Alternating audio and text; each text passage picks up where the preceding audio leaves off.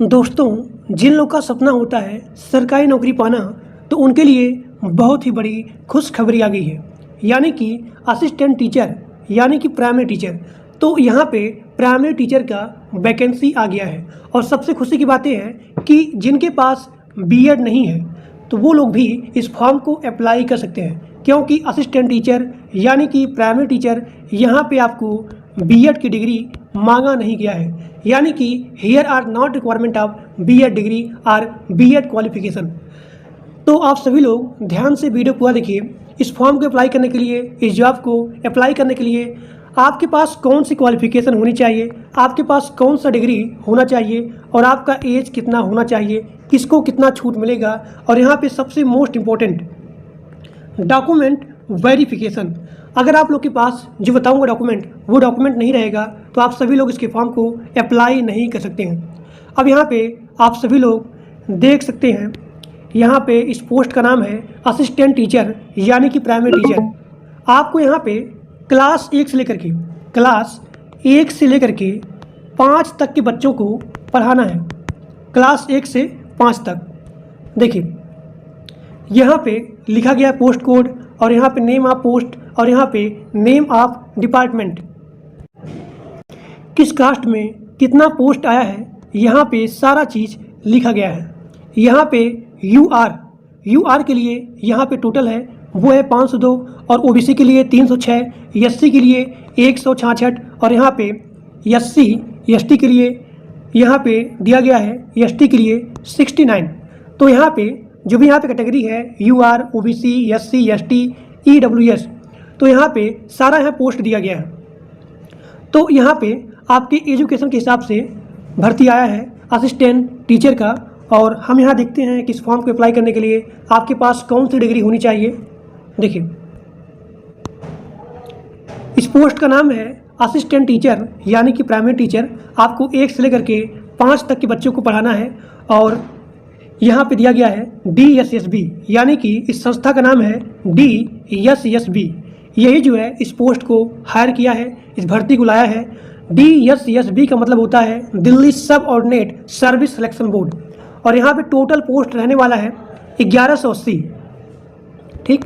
और यहाँ पे जो भी इसका नोटिफिकेशन है वो यहाँ पे आउट हो गया है, और इसका जो भी अप्लाई मोड है वो है ऑनलाइन सभी लोग इसके फॉर्म को अप्लाई कर सकते हैं। यहाँ पे दिया गया है कि इस पोस्ट को, इस जॉब को अप्लाई करने के लिए आपके पास कौन सी डिग्री होनी चाहिए।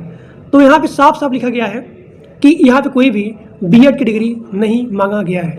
यानी कि अगर आप 12 पास आउट हो और कम से कम आपका जो भी परसेंटेज है वो है 50%, तब भी आप इसके फॉर्म को अप्लाई कर सकते हैं। जो लोग का DLED है, डिप्लोमा है, वो सभी लोग इसके फॉर्म को अप्लाई कर सकते हैं।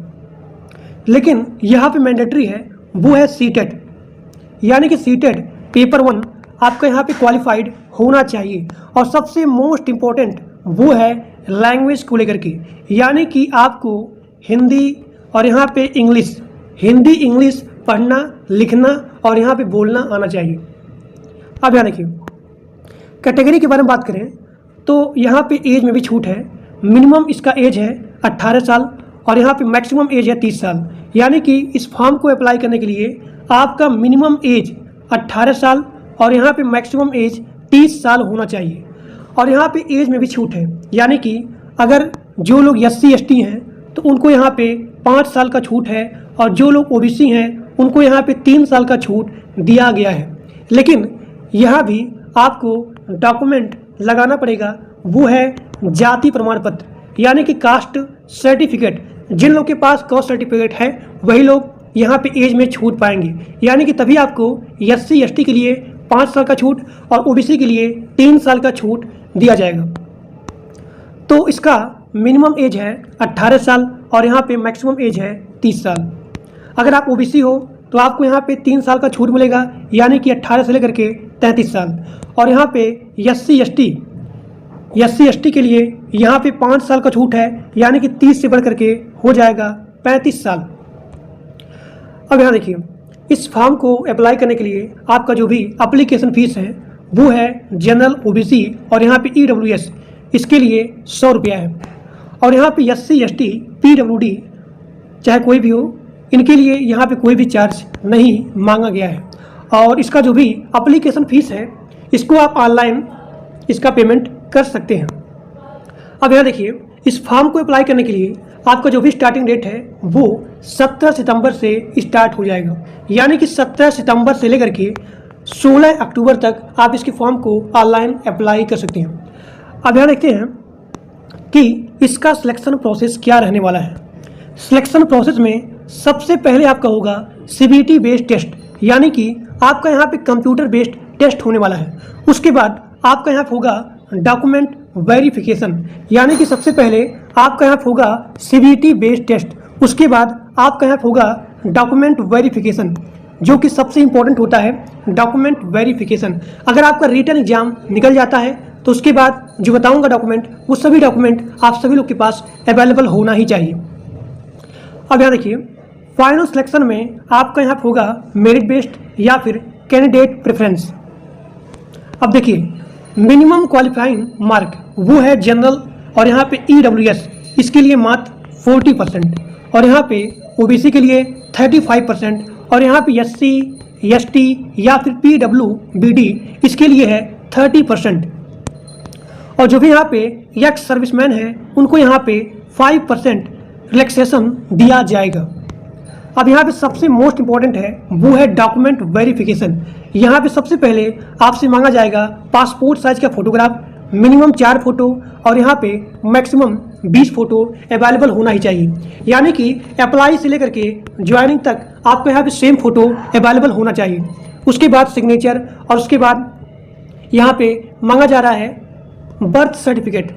तो बर्थ सर्टिफिकेट में या फिर अपना यहाँ पे मतलब कि यहाँ पे मांगा जा रहा है एज प्रूफ। तो एज प्रूफ में आप अपना बर्थ सर्टिफिकेट लगा सकते हैं। जिन लोग के पास बर्थ सर्टिफिकेट नहीं है तो वो लोग यहाँ पे अपना 10 का मार्कशीट या फिर सर्टिफिकेट लगा सकते हैं। और जो भी आपको यहाँ पे क्वालिफिकेशन है उसका सर्टिफिकेट आप लगाएंगे डॉक्यूमेंट वेरिफिकेशन में। अब देखिए, यहाँ पे जितने सारे कास्ट हैं वो सभी कास्ट इसके फॉर्म को अप्लाई कर सकते हैं। अब यहाँ पे जाति प्रमाण पत्र उन्हीं को लगाना है जिनको यहाँ पे एज में छूट मिलेगा, यानी कि SC ST OBC और यहाँ पे EWS।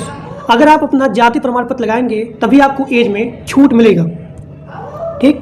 और यहाँ पे डिसेबिलिटी सर्टिफिकेट, ये भी लोग यहाँ पे अप्लीकेबल हैं। और यहाँ पे मांगा जा रहा है डोमिसाइल सर्टिफिकेट या फिर प्रूफ, और यहाँ पे वैलिड ID प्रूफ। इसके स्थान पे आप अपना आधार कार्ड या फिर वोटर ID या फिर ड्राइविंग लाइसेंस या फिर पासपोर्ट, तो जो भी यहाँ पे आपका फोटो वाला होगा प्रूफ, तो वो चीज़ आप यहाँ पे लगाएंगे।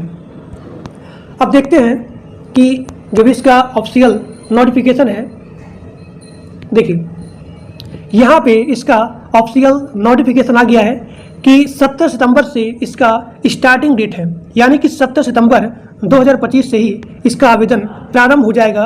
और इसका लास्ट डेट है वो है 16 अक्टूबर 2025 टिल 11:59 PM। तो आपका यहाँ पे जो भी स्टार्टिंग डेट है वो यहाँ पे स्टार्ट हो गया है 17 सितंबर 2025, और इसका लास्ट डेट है 16 अक्टूबर। और यहाँ पे आप सभी लोग देख सकते हैं, यहाँ पे जो भी पोस्टिंग है वो है असिस्टेंट टीचर, यानी कि प्राइमरी टीचर। और यहाँ पे सारा चीज़ दिया गया है इसके नोटिफिकेशन में। देखिए, यहाँ पे जो भी आपका पोस्ट रहेगा, जो भी आपकी डिग्री रहेगी, उसके बिहाफ पे ही आपको यहाँ पे क्वेश्चन दिया जाएगा, यानी कि जिस पोस्ट के लिए आप अप्लाई कर रहे हैं तो उसी पोस्ट के हिसाब से यहाँ पे आपसे जो भी आपका एग्ज़ाम है उसी बेस पे होने वाली है। और यहाँ पे सारा चीज़ दिया गया है। मैं इसके PDF को अपने व्हाट्सएप ग्रुप में और अपने टेलीग्राम ग्रुप में डाल दूँगा, तो आप सभी लोग इसके पूरे नोटिफिकेशन को अच्छे से पढ़ सकते हैं।